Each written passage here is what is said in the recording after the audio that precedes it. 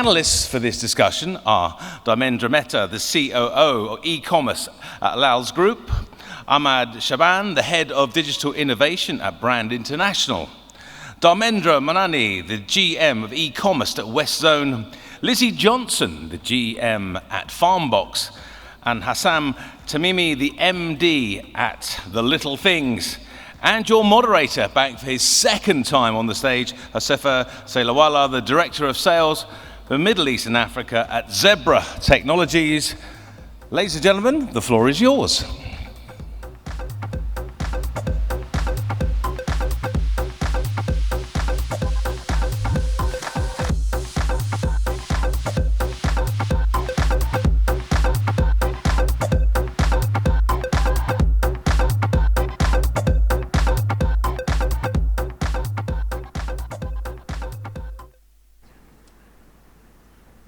Ladies and gentlemen, back on the stage again, and this time a very interesting topic with very wide implications. Industry 4.0. Though we can't see you clearly because the glare of the lights are on my eyes, but if you raise hands, I can still possibly pass a microphone across to you. Just a quick, brief understanding from you as audience. Your understanding of Industry 4.0. Anyone from you who would like to kickstart this session by just giving us a very high-level, concise brief of what does it mean? Anyone? What is Industry 4.0 according to you? There is no right or wrong answer. As I said, it's a very broad term, and it has different applications for different industry. Any of you would like to help us kickstart this conversation? Nobody's raising hands? Then let me put this across to Mr. Dharmendra at Westzone. Would you like to define what is Industry 4.0 for you, sir? The 4.0 is the another revolutions. The earlier days is started from the productions of the factories and mass levels, and then later on stage, the computer-driven, the things is started. But now the later stage is more optimized, 4.0, which is to be the digitalizations is there now. There's connecting the digitalizations completely, which is the more cost optimizations, which is giving the better quality productions and delivering in a time manners, which is the industry is changing. Not only the mass production levels, it is method of way of working, it is the process it is taking to the different process levels, where you can say the 4.0 is pattern of workings together with the tech and industries connecting. It is called integration. You can say it's integrating the complete technology, which is there's the key ingredients of that, I can say.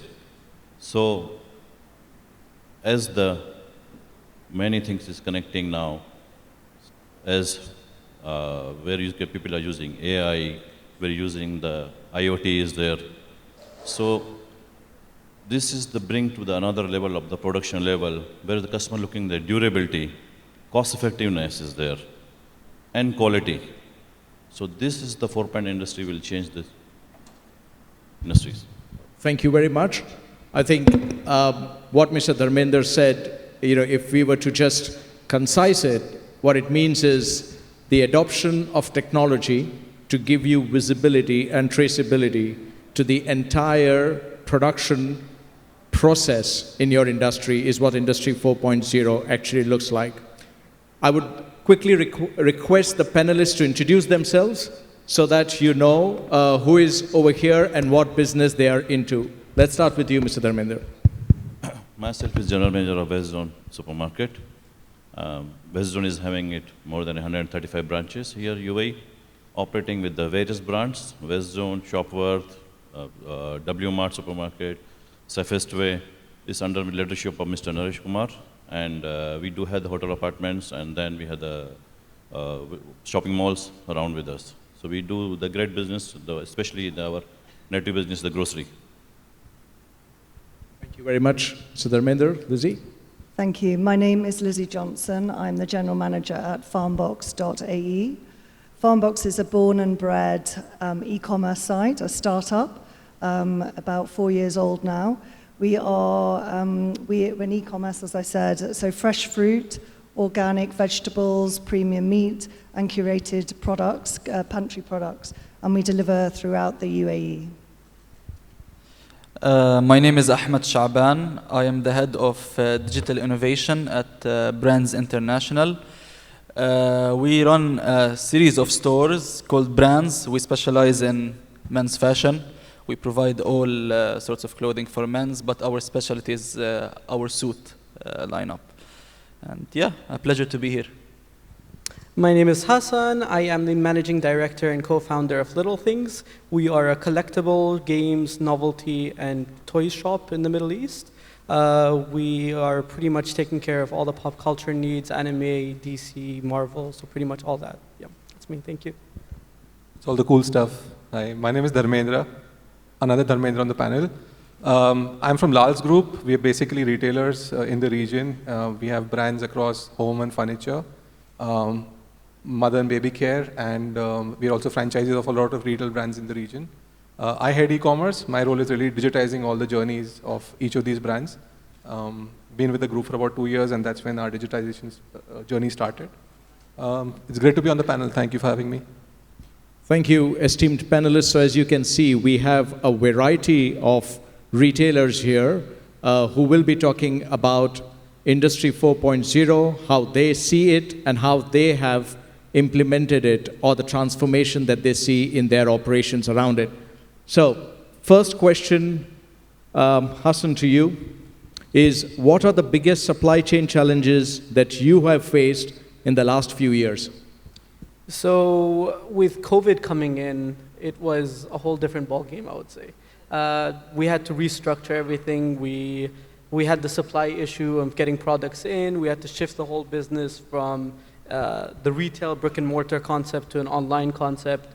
We had it running before COVID, but with COVID, the whole business went to focusing on the online side of the business. So when it came to supply chain, we obviously had those issues with getting products in, getting it on time, because we were working with release dates, and the products are time sensitive. So if we don't get it on time, we miss a release date, and that affects the market as well. So we obviously had to shift from sea, because we also had the shortage of containers for a while.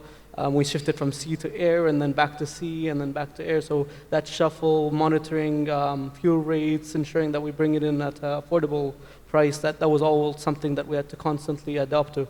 And when it came to technology, we had to ensure that when it arrives, the turnaround of it was fast enough to ensure that it gets onto people's shelves or onto the online platform, etc., on time. So that's something that we had to look at. No, thank you, Hassan. I think that resonates well with what the retail industry experienced overall. The changing customer behavior, the changing expectations of the customer, where the customer used to be more patient. Now they had all the options at their fingertips to demand faster service, faster response time, and that put a lot of pressure back onto the retail organizations. So if I were to ask you that question, Mr. Dharmendra from Lals, so does local for local sourcing prove to be a good solution to address supply chain, ethical, and sustainability challenges? That's really a tough one, actually, because if you look at it in the context of retail, most retailers, so in my opinion, what has happened in the past 3 revolutions was that we solved in depth for every industry, and therefore we created these silos of markets, which are supply markets. With 4.0, what's happening is demand, the top of the funnel demand is really where the explosion is. And therefore, everybody's trying to play catch up. Now, if you look at the reason to go local, if it is only from a perspective of faster lead times and saving on shipping costs, I think it may not serve the purpose. Because there are consumers who are used to your brand, they're used to certain quality of product, and if you were to replace certain raw materials from your original places where you buy them from, and try to kind of, replace them here in terms of quality, then probably you miss the benchmark of quality and price that you kind of promise to your consumers. So short answer, not necessary. Of course, there are categories and products which are no-brainers and will help, have a local supply chain in place. As for sustainability, I think that's a larger than business objective. I think it needs commitment from executive. It needs a whole rethinking of how businesses are committed to sustainability as a practice, and it needs organizational change in the way we really behave. So if that becomes top-down, the way you look at business, then irrespective of whether you source locally or source internationally, you would be sure and confident of getting ethical supplies from ethical companies, supplies from partners who are working with you in the way that you want them to work, with sustainability as a core. I think also one very important factor is technology is really bringing this change in, where it's making the world seamless. So when you look at 4.0, I think it's making the world local. And that's where the opportunity is for, and because technology is also allowing every step of the value chain to kind of, give you immediate access to both transact and complete your transactions in an easy, safe, secure environment. I think it becomes even more important that the questions that retailers really need to answer is it the right product that I need to source locally, or can I get it internationally at a faster pace using technology, and then using the methods that are kind of now available to work with. So you speak about local sourcing, we speak about supply chain, and we speak about visibility.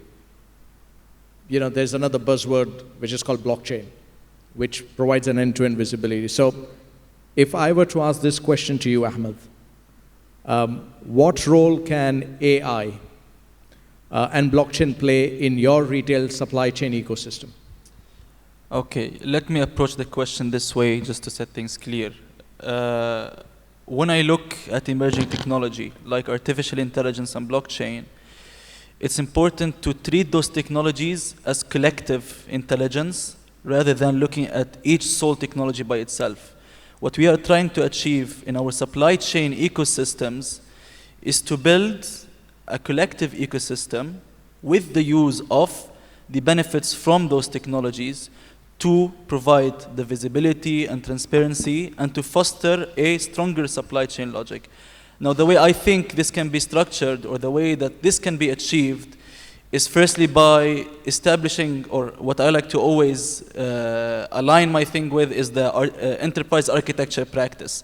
It's important first to align your strategy with the business architecture and with the technology capabilities which you have. That's number one.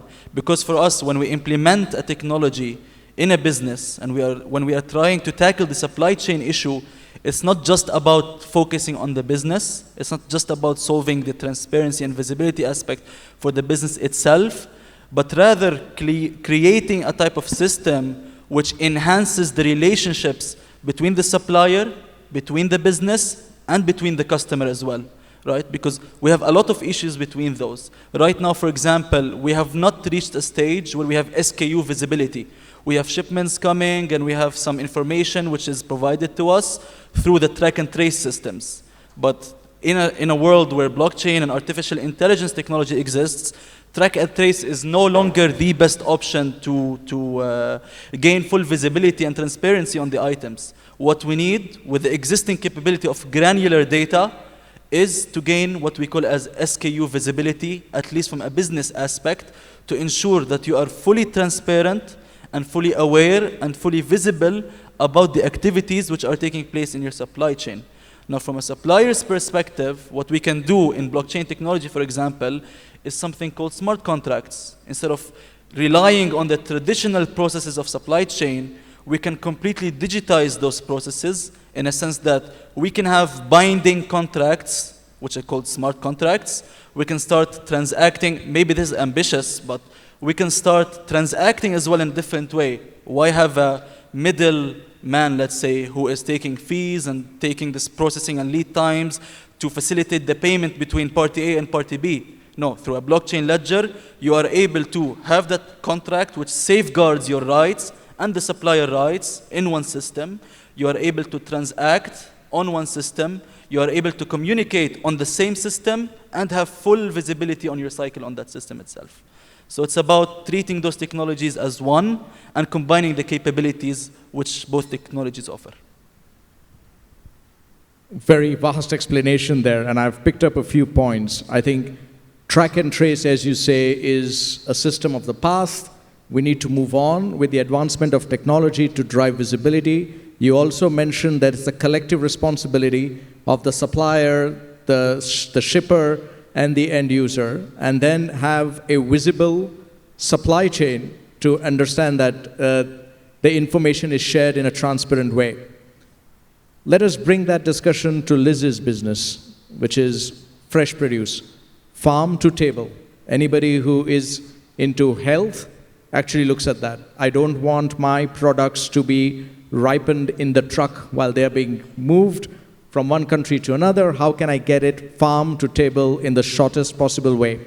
So picking up from where we had that conversation with Ahmad, with consumers demanding more transparency with respect to sourcing and manufacturing, how are you revamping your practices? Well, you mentioned the shortest possible time. We look at farm to farm box to fork, which is exactly the same thing. It's a little bit too long for a hashtag. But we are known for fresh. And I think one of the challenges that we had is actually to your point, and I'm going to use avocados as a really good example, because everybody wants their avocado just perfect, but that's very difficult to achieve. And Farmbox is known for its avocados. We buy avocados from farms in Africa. We get them from Mexico, from Peru. So no, they don't want them ripened. They want them at home, and that's something that we have to guarantee. And the other thing that's really important, and I'll talk about how we look at our practices, but the whole title being transparency. You know, customers cannot go into a shop. They can't touch an avocado. They can't smell the fruit. They can't feel it. So they rely on us to make sure that we are picking the perfect fruit and vegetables, getting the most premium meat for them, the curated pantry products, so that we are the pickers, the packers, the eyes for them, and that's on their table. But if I can just sort of put it into our practices, because we talk about local to local. So we're part of Yas Holding. Our sister company is Elite Global Fresh. Elite Global Fresh has 36 farms throughout the UAE, Morocco, Serbia, Europe, and Africa. And they are very famed for fresh fruit, fresh berries. You will see Elite Berries. That's a well-known premium. Blueberries, strawberries, blackberries, raspberries. And we source from them. We work in back-to-back, which, as you can imagine, the supply chain challenges of working in back-to-back to make sure that we deliver to our customers, whether they be in Dubai, Abu Dhabi, Ras Al Khaimah, Ajman, Al Quwain, wherever they may be. We make sure that the delivery system, that when they get their fruit and vegetable in the farm box, is delivered by our fleet. When they actually receive it, it is the freshest that it can possibly be. And the only way we can achieve that is having very clear supply chain, having very clear inventory, having very professional pickers. Our pickers are all QC qualified. And we've just gone through a major digital transformation to achieve this, because we couldn't achieve it before. We started off originally, it was, Farmbox was created as a subscription model. So it was a pure seasonal model. You know, you would get your subscription once a week, and it would be your fresh fruit. But we've had to really move into digital transformation, because people don't necessarily want that now. We talk about they want it in 4 hours, they want it in 15 minutes. I mean, I worked at Deliveroo, so I know, the value of a millisecond. But we have to offer it on a day, which we are launching. We do next day currently. We make sure that our whole system from our supply chain, that from the minute it's ordered right through to it's processed as complete, which is delivered, that we look at every single aspect of that, which is why we've done digital transformation, new website, new app, iOS and Android. It's linked to all of our ERP systems. It's linked to all of our inventory systems. We still need people, but we need to eliminate human error, and we need to make sure that our people are focused on quality and customer service. But even the way we do our customer service, because it's such a critical point of the supply chain, and we've increased our skill set, we've done a lot of training, and we brought in real-time customer service, which we didn't have. I can actually see every single conversation that's going on, which I love, as you can imagine. I try not to get involved, even though I always love calling our customers. But it is critical that every part of our supply chain, that it's automated, it's documented, it's analyzed, it's data-driven, and then decisions and actions are taken from it. Thank you, Liz. I really wish we all had superhuman strength to actually listen to all our customers at the same time. But interestingly, you did speak about no-touch, no-feel model in your line of business. And we've got Westzone here, which is about seeing, touching, feeling. So if I were to just take that dialogue, so Q-commerce is quickly becoming the norm, right? So first, is it profitable for you as a retailer? And how do you see that change? If I say about the Q-commerce, and as I'm leading for right now for the Q-commerce, head of Q-commerce, so looking the Q-commerce is not such an easy task to be currently, because behavior is changing by customers, and we have to adapt. Westzone is adapting that also as well. But currently the model is, you have to make it to revenue generations. You have to make the way to handle it, it should generate the revenue. There is the three challenges is there, where when you looking the Q-commerce, and when the VC funding company and some other people is coming up here, and when you say that they're delivering in 15 minutes, which is looking a bit challenging to deliver in 15 minutes. When we had the supermarkets, the customer basket size comparing convenience, our basket size is a little bit bigger. But when we say that in 15 minutes delivery is looking challenging, we are doing till half an hour, till 1 hour times it is. But as soon as you go more faster, you have to burn the more cash, definitely. So during that point, we are feeling the challenge, where the customers looking to be the durability of deliveries and quality, and maintaining that the line of that channel should be properly maintained. And here is that when you look at that, the way of revenue driven, you have to take out the method of that once. So yes, I can say is at par, it is now, I can say. But as soon as you increase the more faster service, you have to more burn the cash. So where is the customers, currently we are doing the free of charge deliveries currently customers. So where we are looking to be, if the customer has to pay for their, maybe the comforts either, So the faster delivery, the customer should be charged otherwise. Or maybe not very big, small amount, maybe the small amount it can be, which can be, the customers need time is very much important in now, the Q-commerce. So maybe the system has to be adapted that somebody can wait, it can be delivery, can be scheduled, it can be 2 or 3 deliveries can be sent together, maybe jointly. The single trip is costing the more. So that is the challenge is coming there to be, which is the eating the most margin from there. Right, very right point. And I think the business model of the food retailer is around the turnover, right? And the kind of margins that they operate on actually defines what is the flexibility or the cushion they have to absorb. I understand your point, but if I were to move that to your model, Hassan, how is Q-commerce affecting your profitability, and how are you transforming to adapt to the new customer need? As Mr. Dharmendra said, the new generation, you have to be relevant. So how are you coping up with that? Perfect. So talking about generations, we're a 3rd generation family business. And from my grandfather's time, he taught me, well, you have to adapt, and you consistently have to adapt with the market trends and what the customer wants. And with that said, if you just remember a few years ago, Q-commerce did not exist at all. People would have to wait at least for the next day delivery, and sometimes even a few days, a few weeks. If you're living in a remote area in the UAE, you might even wait a week to get your delivery. So is it profitable? At times, yes, at times, no, but then the rule is always to make it profitable and to go after whatever your customer wants, right? Because the customer is always right.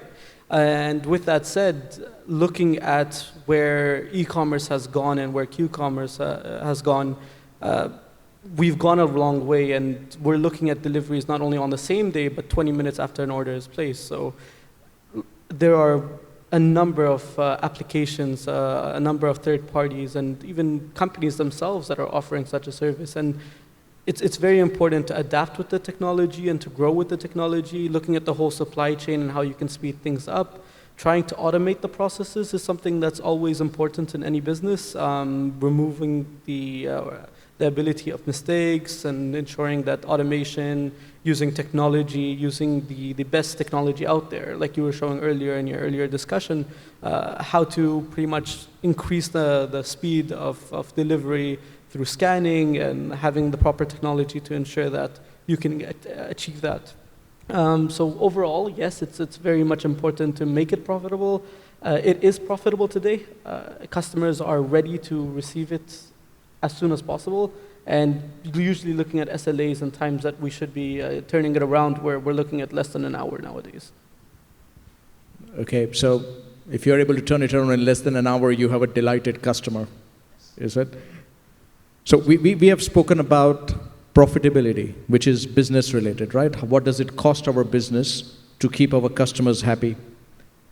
I think digitization of supply chain is happening everywhere, from production to last mile. If I were to ask you, Mr. Dharmendra at Lals Group, how is it enhancing your customer experience? So if we speak now from a customer's perspective, how is that change enhancing their experience? Right, I think customers have evolved faster than businesses in some cases, and that's where customers are so much more aware of what their needs are, what they want, what is it exactly that they want. And we deal with different product categories, right, from home to children and baby wear to fashion. I think the way consumers are demanding for certain products, so like, for example, if sustainability is a theme and somebody really believes in it, they actually go and verify through your pages, through your websites, through your applications of how you're actually going through the process. How much information are you able to give them upfront in terms of understanding which factory is this product coming from? What are the things they've used in the manufacturing? Is this ethical factory that you've sourced for? So I think from a overall perspective, I think Hassan touched upon it before about blockchain, how it allows for every step of the value chain to kind of give you that information, you capture it, and then you're able to kind of bring it back to the consumer. So I think from a customer demand perspective, that is what they are looking for. So one part of it is how quickly can you bring it to me, but second is it meeting my choices, my demands? There are two very large segments of consumers, one who know exactly what they want, and the other are okay to show what you want to show them. And I think especially from a digital commerce perspective, I think that's where most of the businesses are building towards consumers who probably don't know what they want, and they're open to seeing what you're going to present. But a large segment of customers with technology, with all the learning that's going through, they are becoming more and more aware of their choices. And from a digitized supply chain perspective, it's important that we capture these important points at every step of the value chain and then kind of bring it to them in a very meaningful way. So it's interesting, right? Because for a brick and mortar retailer to make that transformation journey versus the organizations that are already in the new world of e-commerce. So quite an interesting perspective from your side. Just to get a contrast to that, if I bring it back to Lizzy, you're already there. That's how you deliver. That's your model. What is customer experience for you in this digitized supply chain? So from the minute they wake up, we have to think about them because they're on their phones. The first thing people do is actually look at their phone, and we want them to order. And when you look at the ordering patterns and the experience that you give them, it's absolutely fundamental that they can go on and your app works immediately. Even if they have to wait a second, you've lost them. Because then they're gone to make a cup of tea, or they go, okay, I'll do it when I drop the kids off, or or whatever the situation may be. So I think that there's, a couple of things. Firstly, and I've worked in retail as well, so I understand really the fundamental differences. There's a lot of demands on customers for e-commerce businesses. They're less forgiving, a lot less forgiving. They expect a lot more. And, if they go into a store and they see something that says organic apples, and then they actually receive it in a farm box in a sustainable brown bag that's recyclable, and they've ordered organic Royal Gala, because it doesn't have a plastic sticker on, which we refuse to do, they obviously question, is it organic? And I speak to many customers where I send them our certificates, I send them the certificates of our suppliers, I make sure that they, when I talked about transparency earlier, this is exactly what I meant. We have a guarantee, like a quality guarantee, and it's really important that they trust us to do it, and that can only happen through the supply chain situation, and that's literally from the minute they wake up to the minute they get their order, and that driver handing it over and then walking away, because that's all part of the experience as well. So it's, I would say it is really difficult building relationships. It's really difficult building trust, which you can get in retailer organizations. But obviously, there are rewards on the other side as well. Interesting perspective. You're right. I think, I don't know about others, but when I get up in the morning, my phone is right next to my bed. And that's the first thing I do. As soon as I get up, I don't know, from the previous night, I have a list of things that I need to do. They just run over the first thing in the morning, and that's what I do on the phone. And my wife has ensured that I build a grocery list for her in the morning. So that's my role as well. But when we speak about customer experience, right, it's the last mile that is going to drive that experience. So whatever I do at the back end, and as you also mentioned earlier, if the last mile is not correct, then we have a problem. So if I were to ask Ahmad this question to you, digitization of supply chain from production to last mile, it will enhance experience of the customers, business as well as the suppliers. With your expertise on blockchain and AI, can you just quickly help us understand how does it drive the benefits for the customer in the last mile, a linkage of these three? For sure, this is a topic I'm particularly passionate about. I have publications in the space with King's College London and upcoming publications. So this is a space, for sure, I can provide you an answer for that. When we talk about the last mile, it's important to distinguish two things. We have to tackle the last mile from a business perspective. So when we talk about the last mile, we are talking about the delivery to the customer. And then we have to tackle last mile from a technology perspective, which in the case of blockchain is bridging the gap between the offline and online data, right? Now, the issue that we currently have, or one of the issues that we have with gaining the sufficient transparency and visibility which we need, is in some occasions the lack of data. And by lack of data, I don't mean lacking the actual asset itself, but rather also misusing that data or not reinventing it or reusing it to derive the results which the company is looking for. And in a situation like this, I like to compare it to a data swamp. When you have data and you are not using it in the correct way, useless data, pointless data. So that's where the emerging technology perspective comes in. What we want to do is, how can you take this data? How can you make sense out of this data in the supply chain itself? Not only from a customer perspective, it's very important to enhance the customer experience in a sense that, okay, today you are packaging the order, you ship the order. Between the shipping and receiving time, you need to also ensure that there is transparency and accurate forecasting of the time. One of the major issues that we face in the retail industry, or perhaps in the shipping that we do in our company, is that we deal with the external couriers, and obviously you have limited control on the shipping once the courier is handling that. So one of the issues that we face is a customer is promised to get the delivery package, let's say at 3 p.m. the delivery package arrives at 6, 7 p.m. Okay, and that's exactly where the last mile problem is from a customer perspective or a business perspective. How do you ensure that this part is done to the nearest accurate time possible, in a sense that you as a business will be able to keep up to your promises, and you as a customer will be happy with the service that you have received from the business. So one of them, of course, is fostering that ecosystem I previously talked about. It's about introducing automation.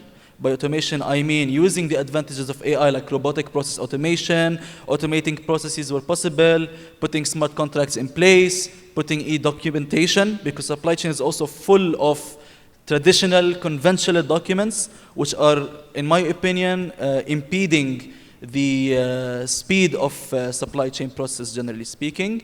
And from a blockchain perspective, the last mile part is hopefully the system, I mean the company making sense of the data they have, in a sense that how can you feed the system with the sufficient data it needs to give you the results that you require? How do you bridge the gap between the offline part and the online part and create the visibility that you aspire to have?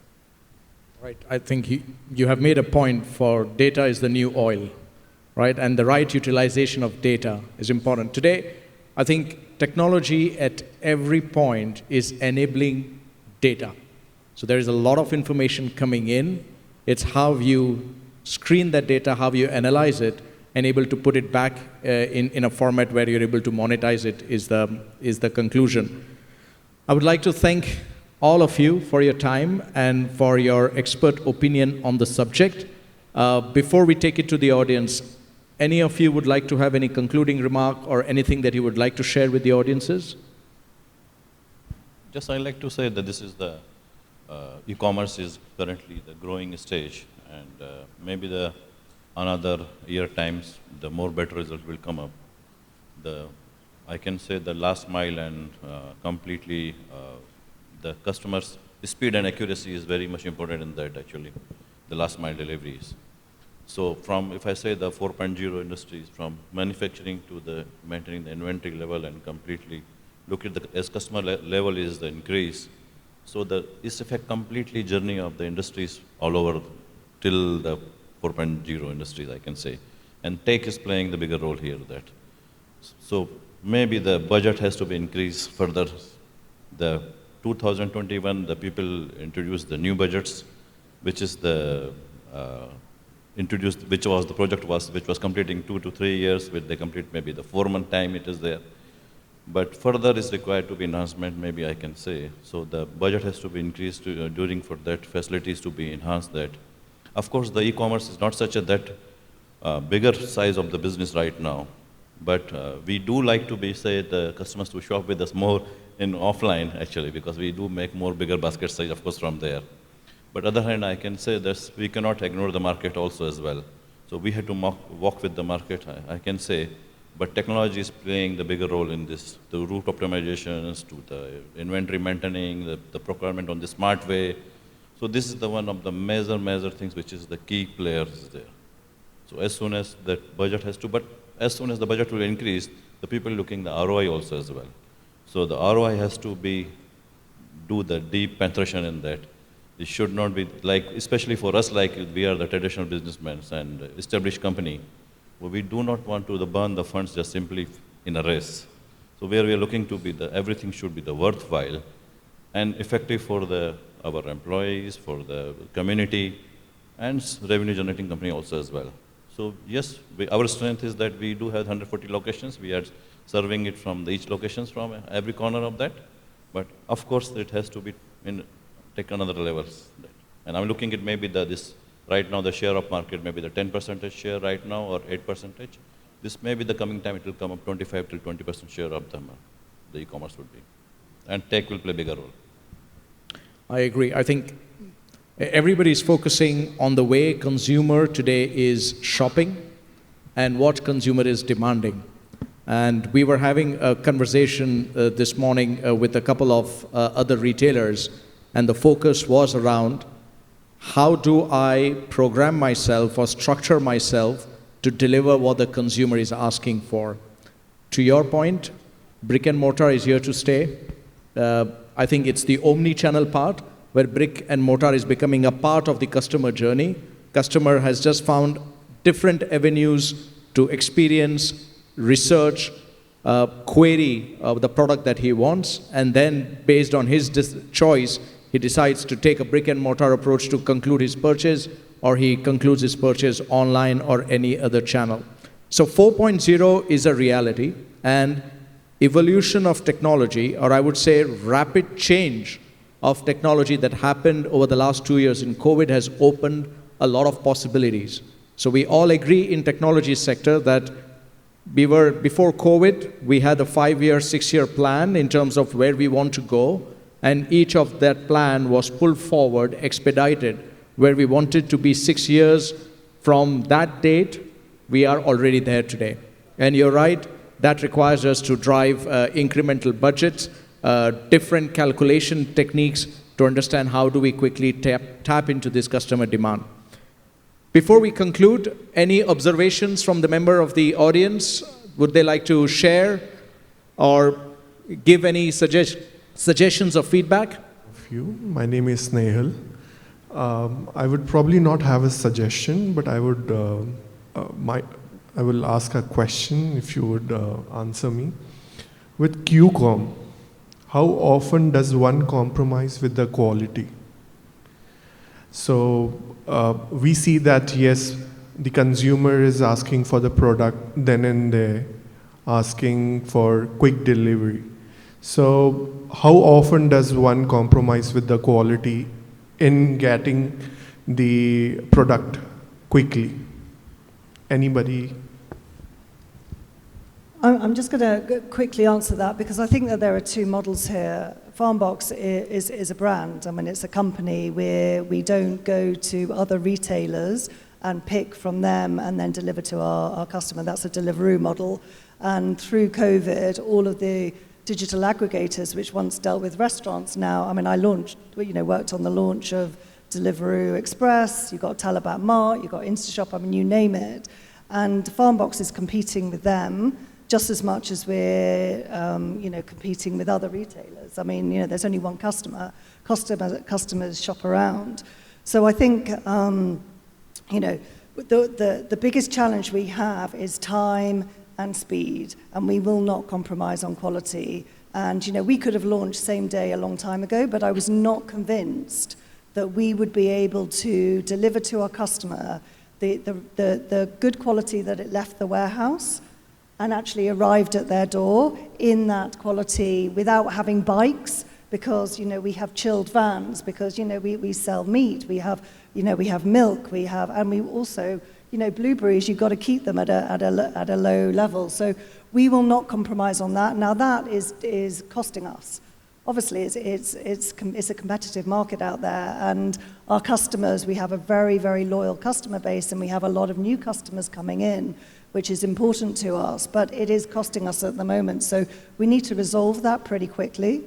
Otherwise, who knows the fate? But I think that's, at what cost of quality? No, we won't compromise, but we can't carry on too long like that. Very well put. If I could just add to what Lizzy is saying, I think from a business perspective, you could have SLAs and you could have commitments where you say, it's okay to be 95% or 99% or 99.9%. But from a consumer perspective, 100% of the times you need to deliver quality every time. So I think as long as the operation manages to meet consumer expectations time on time, every time, which means a lot needs to go into the back end to make sure it happens, I think that's really where it needs to be. Thank you, dear panelists. It was a very interesting conversation. Appreciate your time and your views. Thank you very much. Thank you very much. It's been a pleasure. Thank you.